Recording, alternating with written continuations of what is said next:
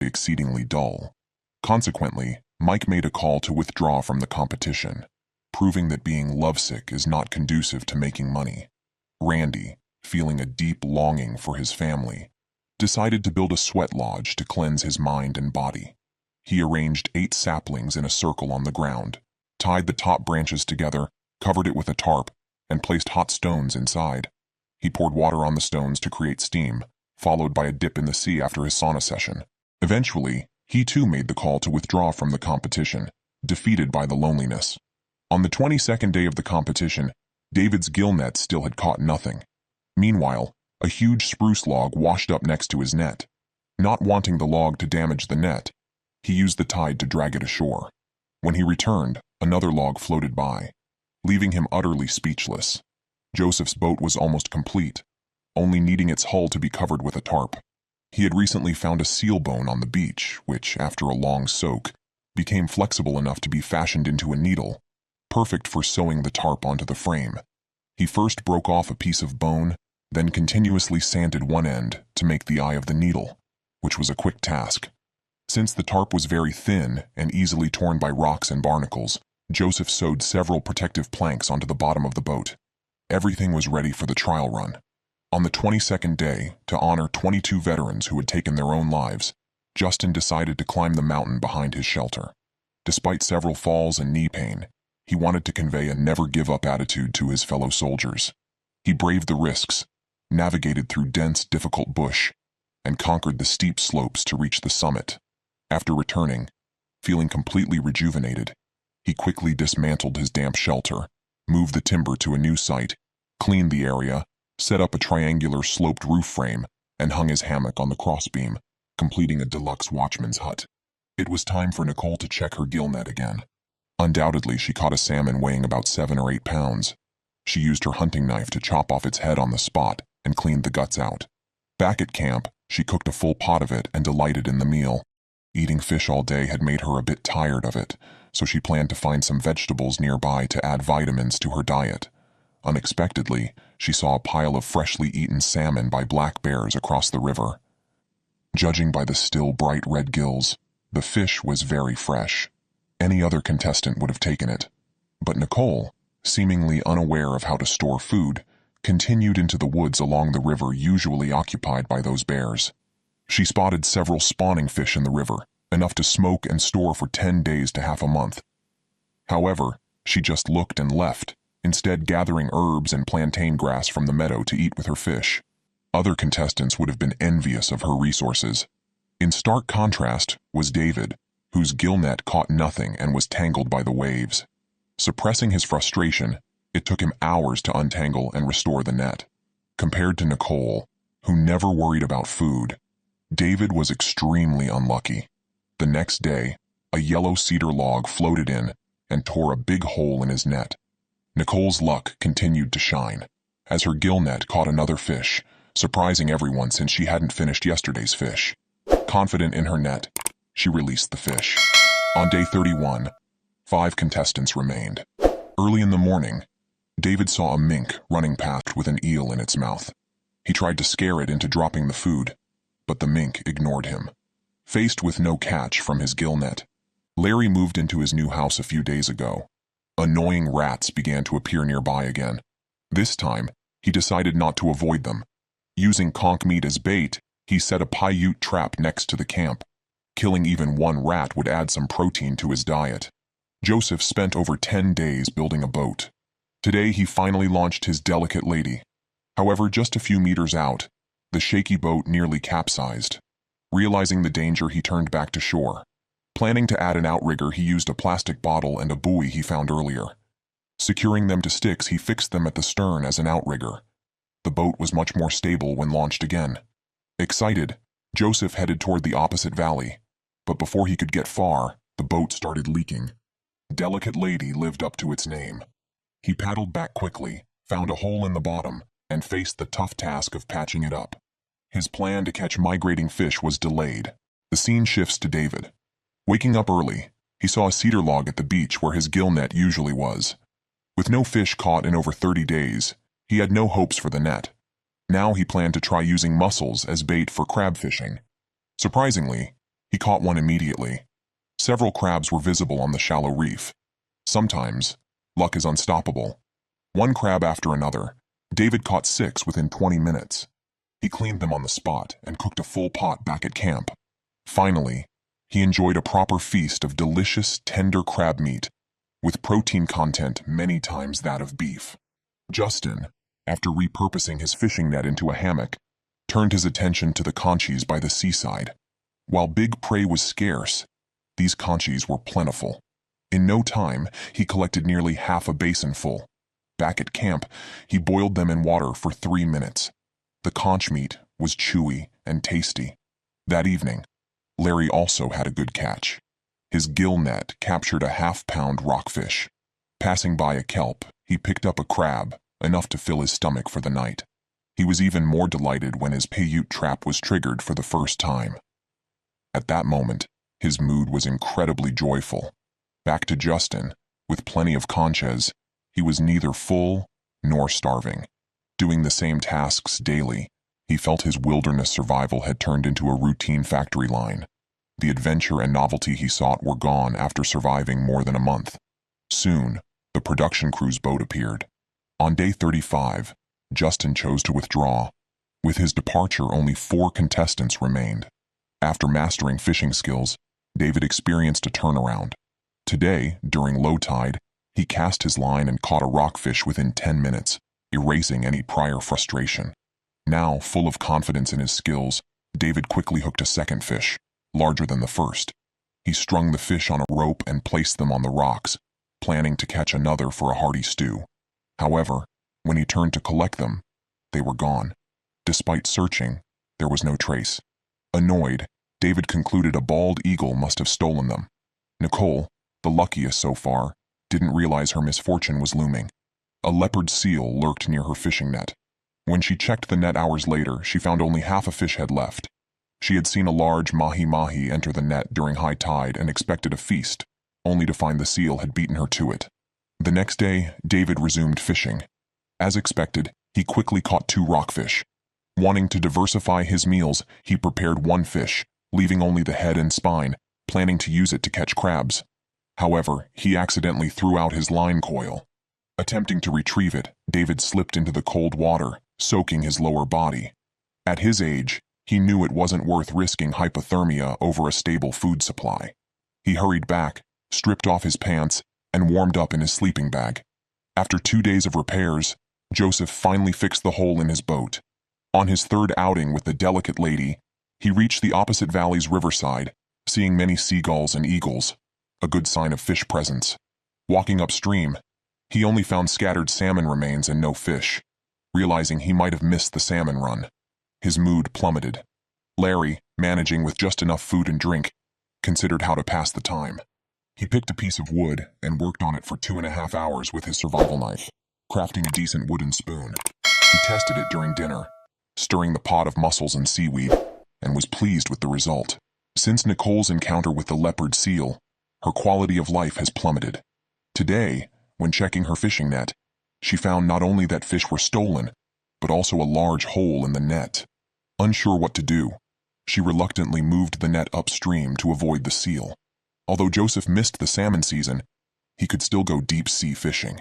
Using methods he learned from the Inuit, he found a curved tree branch in the woods, brought it back, and worked on peeling, sanding, and polishing it.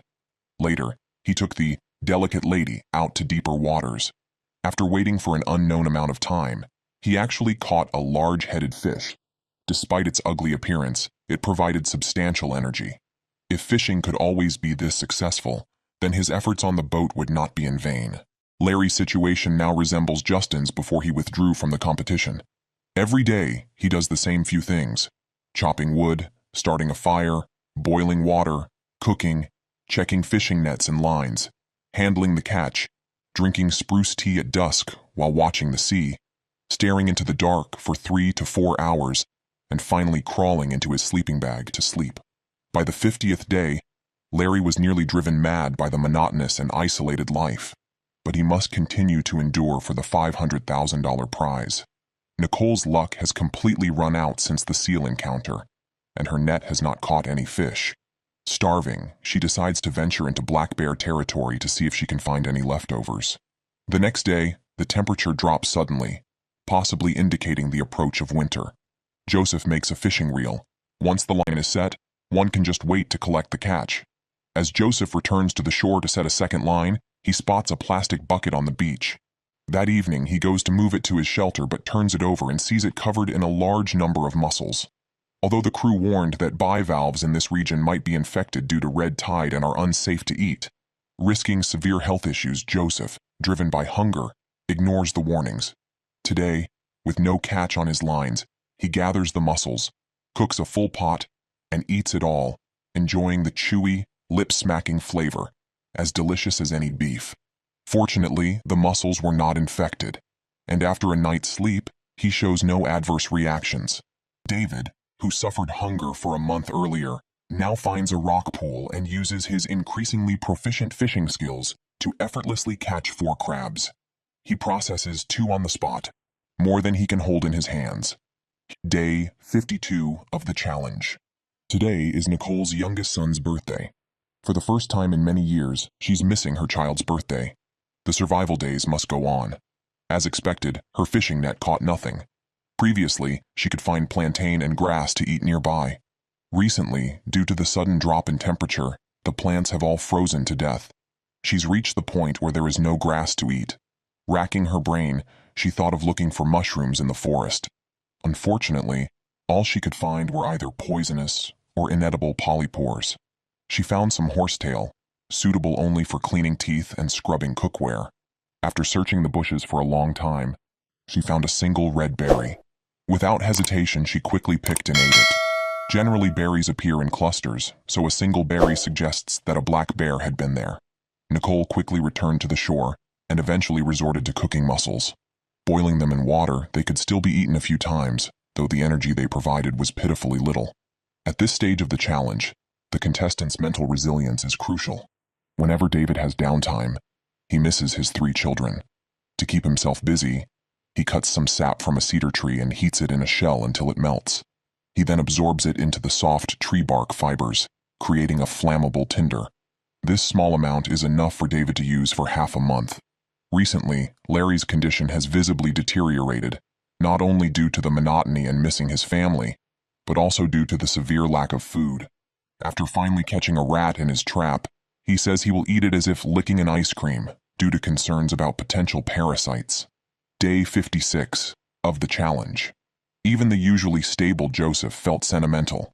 The champion of the first season, Alan, won on this day. But for Joseph, in his second season of isolation in the wilderness near the sheltered bay, he can sustain himself, but wonders how long he must endure before seeing his wife again. The next day at noon, the crew's speedboat appears again. Which contestant will withdraw this time? The camera focuses on Nicole. The reason is simple: food depletion and missing her family.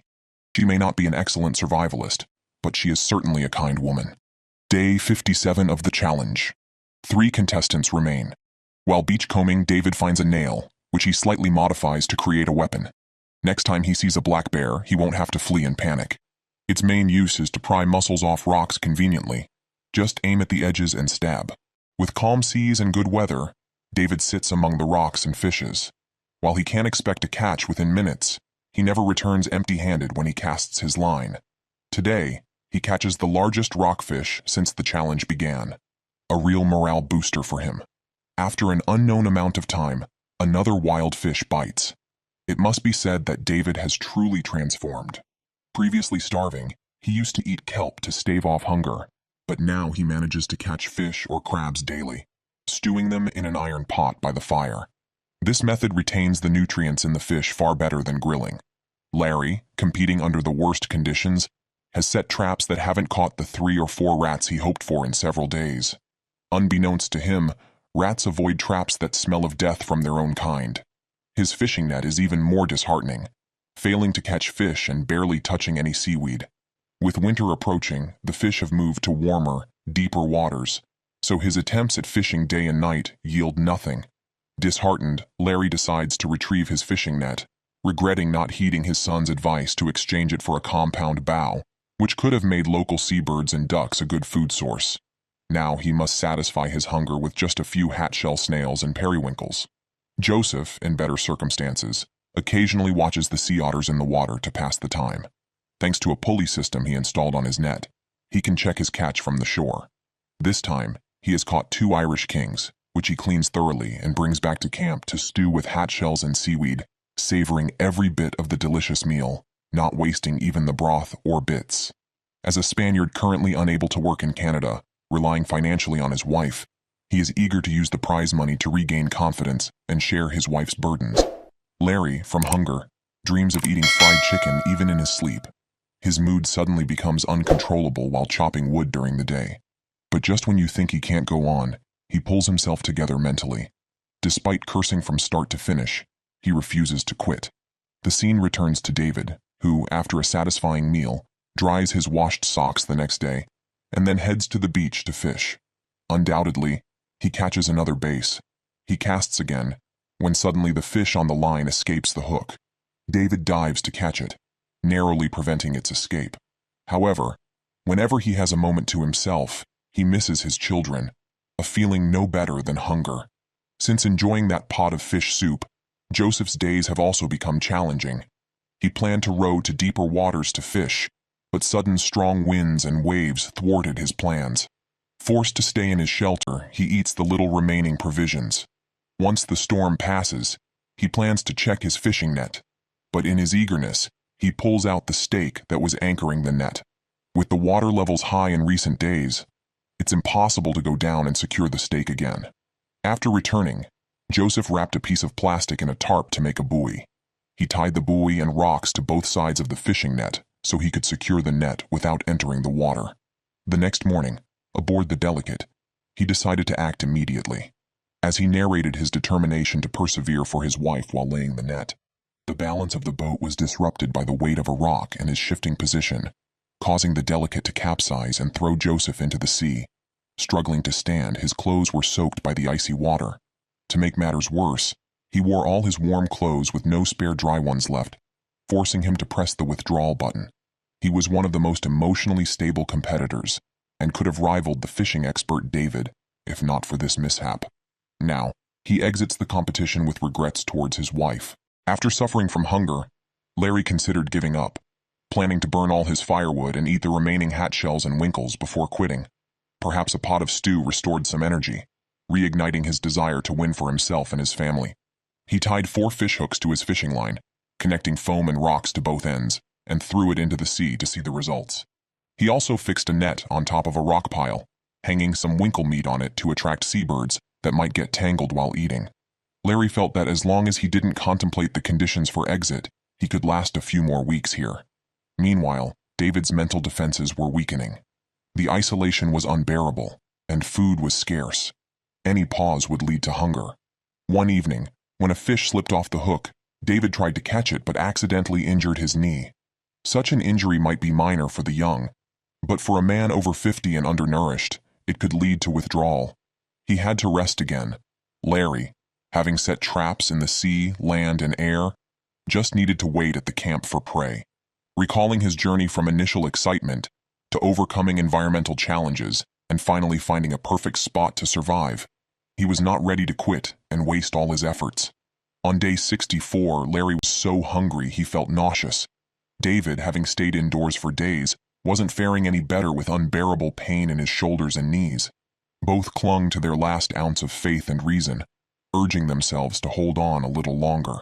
As the camera crew's speedboat entered the scene, it was clear someone had withdrawn from the competition. But who could it be?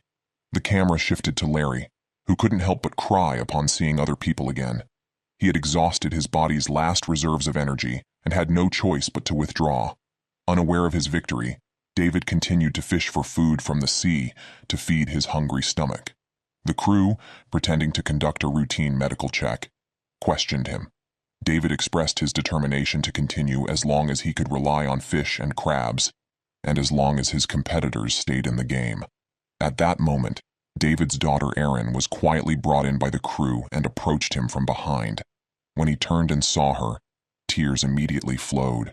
David's most memorable words were, "If I give up now on this chance to change my children's fate, I could never forgive myself. As long as I don't quit the competition, I'm willing to do whatever it takes. These few sentences encapsulated a father's profound love for his children. Let's congratulate David on becoming the champion of the competition. This issue will head to Patagonia, known as the end of the world. It is the most desolate area known to humanity and is located in South America. It is one of the least populated regions globally, with only 5 people per square kilometer. It is a land of pristine wilderness, home to numerous wild animals such as cougars and wild boars. On the first day, 10 contestants remain. As contestant number 1, Jim, makes his entrance, the show officially begins. Jim, 37, is lucky to find bamboo right after landing. Bamboo is excellent for building shelters and easy to use for starting fires. Jim is an outdoor survival instructor and has always dreamed of surviving in the wild. He plans to showcase all his skills here. After building a simple shelter, Jim starts a fire using fluffy bark scraped from dry tree bark. He successfully lights a fire, but after spending one night, the shelter seems inadequate. On the second day, he decides to build a Native American teepee to better prepare for the upcoming winter storms and ensure a comfortable stay outdoors. It's essential to have an elevated